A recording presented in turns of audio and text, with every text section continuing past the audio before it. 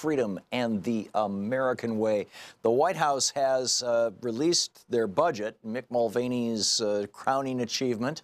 Mick Mulvaney, who was a cokehead right-wing troll when he was in Congress and opposed any kind of spending on anything except the military and police. Because, you know, if you're a billionaire like the Koch brothers and their buddies, you really don't need anything except the military and the police to keep the riffraff in line, right? Build some more prisons, maybe build a wall. This is some kind of an insane joke. The title of the budget is called Efficient, Effective, Accountable, an American Budget. Right, accountable. This is nuts. It's projecting that the tax receipts are going to drop by $314 billion next year and $400 billion the year after that. Why? Because of Trump's and the Republicans' tax scam, right? They blew up the budget by borrowing $1.5 trillion to give to the Koch brothers and their friends. But it gets even worse.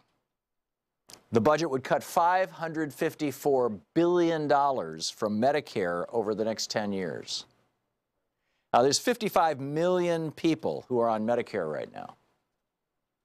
The majority of them are over 65. There are some exceptions, but they're few and far between.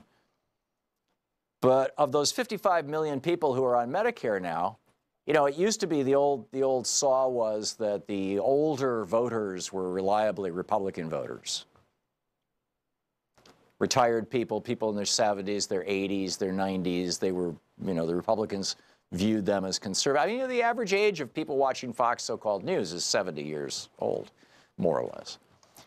So, you know, Republicans always liked those folks, or at least knew that they had to answer to retired people. Until Chris Kobach came along, until they figured out this voting scam, this program to prevent older people from voting. It's not much reported. I mean, you know, their efforts to prevent people of color from voting are fairly well known, and their efforts to gerrymander races are fairly well known. But one of the benefits to the Republican Party of requiring not just ID to prove your citizenship, but ID that has not expired. See, citizenship doesn't expire. If you've got a driver's license that says you're a citizen, and the driver's license expired last month, you're still a citizen, and you're still you. But you can't use that driver's license to vote in 20-some-odd Republican states. Which means that as people age out of the driving pool, which typically happens in people in their 70s and certainly in their 80s, as they age out of that driving pool, they lose their ability to vote. So the Republicans are less and less concerned about retired people. They don't give a rat's ass about retired people. They're actively working to prevent retired people from voting. And so, you know, they've reached the point now, apparently, where they've blocked enough people over 65 from voting that they don't care about any kind of backlash that they're going to get from cutting $554 billion from Medicare over 10 years. That's not $1 million, that's $1 billion. That's $554 million 1,000 times. $554 billion they're going to cut out of Medicare. A lot of it, by the way, is they're going to make a slew of changes to drug pricing. They're still forbidding Medicare from negotiating prices with pharmaceutical companies. So they're still guaranteeing you know, a roughly $60 billion a year profit to the drug industry, to the pharmaceutical industry. But they're going to make you, if you're a retired person, if you're on Medicare, pay for more of it. As the Washington Post, Damian Paletta writes in the Washington Post just an hour ago, seniors would progress more slowly through the coverage gap known as the donut hole. Far few people would reach the phase where they only pay 5% of the drug cost and where Medicare is on the hook for 80% of the drug price. They're also going to cut Medicaid. They're going to cut food stamps. We're talking over a 10-year period of a combined cut of $3 trillion. That's $300 billion a year in cuts to Medicare, Medicaid, food stamps. And by the way, they're also going to add $7 trillion to the debt because they're just jacking enormous amounts of money off to the military-industrial complex and protections to, you know, basically any industry that wants to offshore jobs will get a tax break for doing that. This is breathtaking. This is just breathtaking. Whether they're, you know, they're going to lower Medicaid spending by roughly $250 billion over the next 10 years. That's $25 billion a year that they're going to cut out of Medicaid. Food stamps, they're going to cut $214 billion a year over 10 years. That's $21 billion a year cut from food stamps. And people on food stamps get, what, $1.50 a meal? I mean, it's not even, it's incredible. And then they've got this weird category. We're going to save $139 billion over 10 years by reducing improper government payments. What? So the GOP scam rolls on. And frankly is putting our economy at risk. I wrote a piece about this for alternate.org that was published over the weekend. It's still up on their homepage. And it's titled, How the GOP Used a Two Santa Clauses Tactic to Con America for Nearly 40 Years.